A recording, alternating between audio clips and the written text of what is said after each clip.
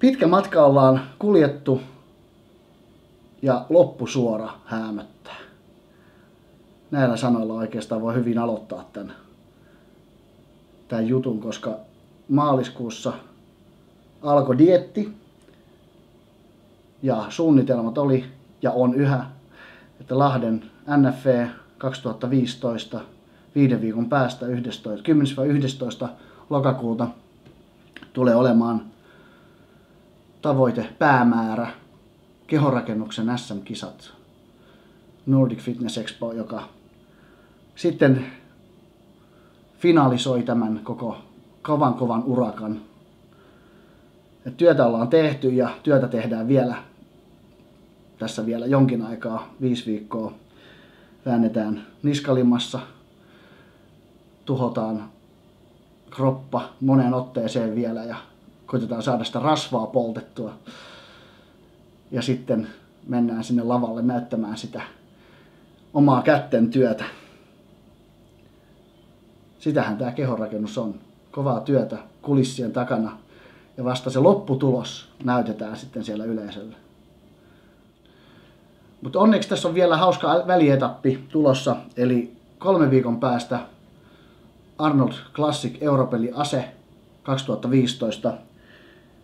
Ja se on mun välitavoite, eli käydä siellä kansainvälisissä kisoissa, Arnold Schwarzeneggerin kisoissa, nimikkokisoissa, käydä siellä näyttämässä suomalaista muskelia ja käydä siellä kokeilemassa vähän kannuksia.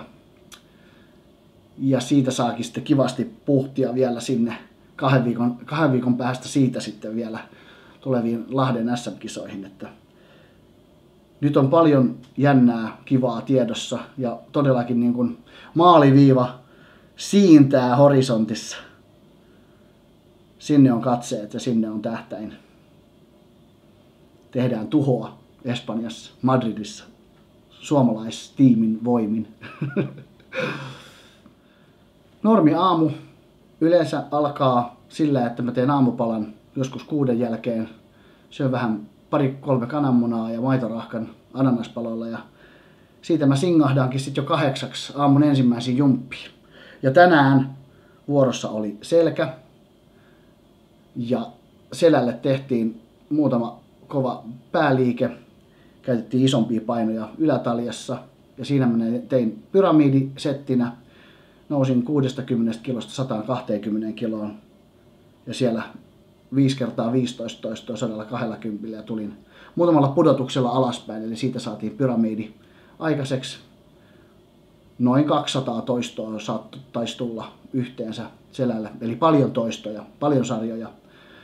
Ja sitten tehtiinkin jo kulmasoutua käsipainoilla, superina, ensin isommalla painolla vähän sinne yläselkään ja pienemmällä painolla kohti lonkkaa vietiin sitten ja haettiin vähän sinne alalatseelle supistusta. Sitten tehtiin vielä hammerivetoa poikittain 5 sarjaa, 25 toistoa ja loppuun vielä pulloverin ristikkäistaljassa 5 sarjaa ja 30 toistoa. Sillä saatiin hyvin lihakset väsyneeksi ja sitten vielä 30 minsaa kardioa.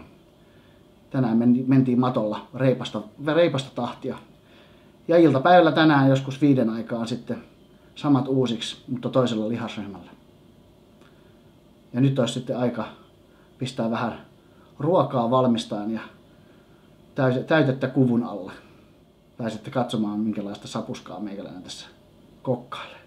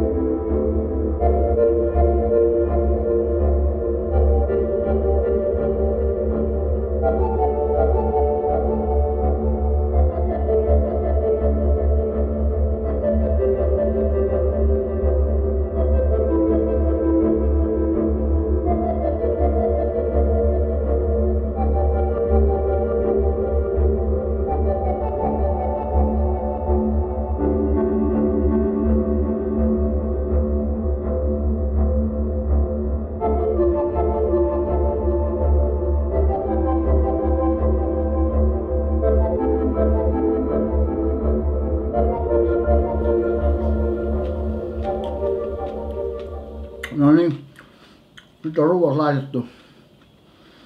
Ei mennyt loppujen lopuksi kauhean kauan aikaa.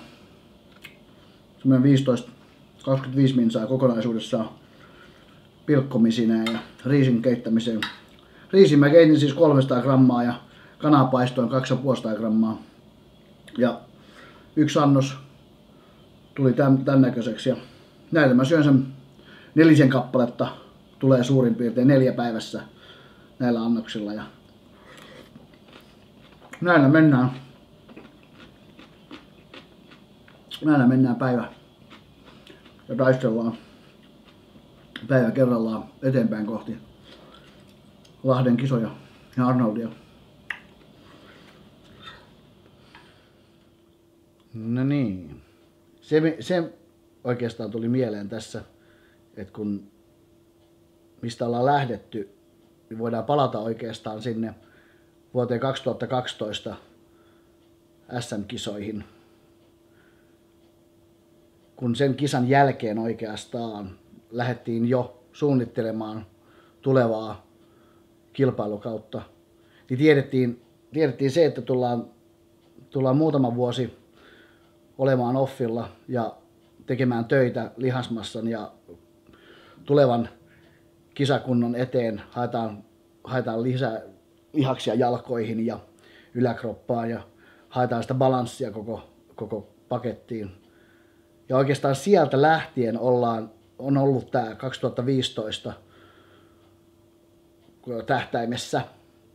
Eli pitkä matka loppujen lopuksi, jos ajatellaan, että 3 vuotta edellisistä kisoista ja 3 vuotta ollaan rakennettu ja tehty sotasuunnitelmaa tähän vuoteen ja tähän syksyyn.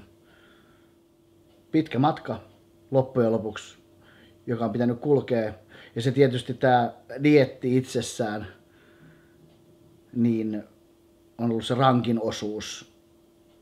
Yhtään vähättelemättä sitä, että se treenaaminen ylipäätäänkin normiolosuhteissa offilla niin on rankkaa ja vaativaa. Ja se vaatii sitä säännönmukaisuutta ja rytmiä. Niin kyllä siltikin tämä dieetti, kun mennään matalemmille kaloreille ja kaikki muu oikeastaan sosiaalinen elämä ja ympäristötekijät katoaa ja vähenee, niin se on niin fyysisesti kuin henkisesti raskasta. Että voisin mä sanoa, että on tässä ollut hyviä ja huonoja päiviä dietillä ja välillä tullut mietittyä, että miksi tätä taas tekee. Sitä kummasti aina kisojen jälkeen unohtaa nämä heikot hetket, nämä raskaat päivät ja raskaat olotilat, väsymyksen ja kivun, jotka tässä dietillä korostuu. Ja sitten tietysti kisojen jälkeen jää mieleen vaan ne hyvät hetket ja voiton fiilikset ja se menestys ja kaikki sen jälkeinen mukava ja hieno fiilis. Jotenkin sitä ihmismieli unohtaa helposti kaiken sen negatiivisen. Mutta nyt jälleen dietillä ollessaan nämä negatiiviset väsymykset ja unettomuudet ja muut, niin ne on läsnä taas kummasti.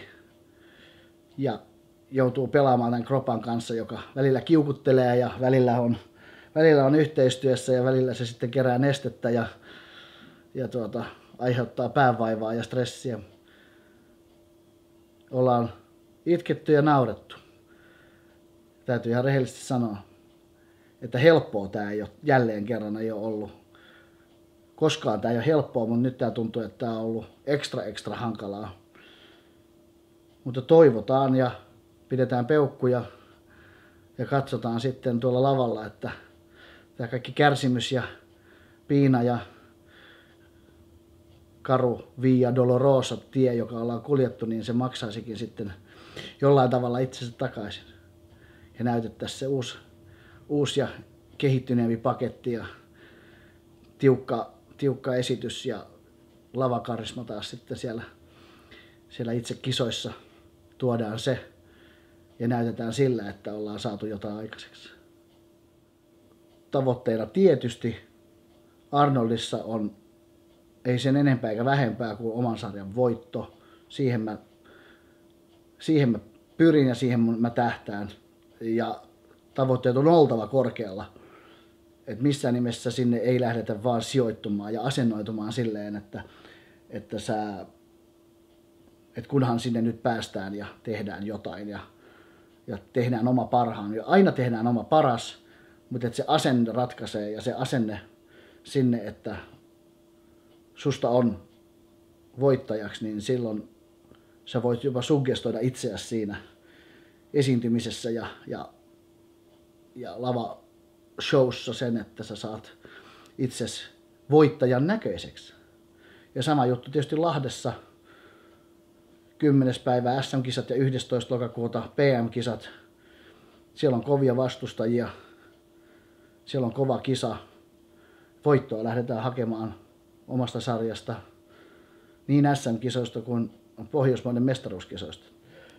Overall tietysti on aina kysymysmerkki, koska sitä ei koskaan tiedä, miten se arvioidaan ja tuomaroidaan ja miten se pisteytetään sitten, kun on eri painoluokissa. Mutta näillä ajatuksilla mä ehdottomasti lähden ja näillä fiiliksillä, että hyvin voiton tahtoisesti voittamaan lähdetään. Mikään vähempi ei mulle kelpaa. Ja siihen mä olen pyrkinyt ihan nämä kaikki vuodet, että voittaminen on se prioriteetti numero 1.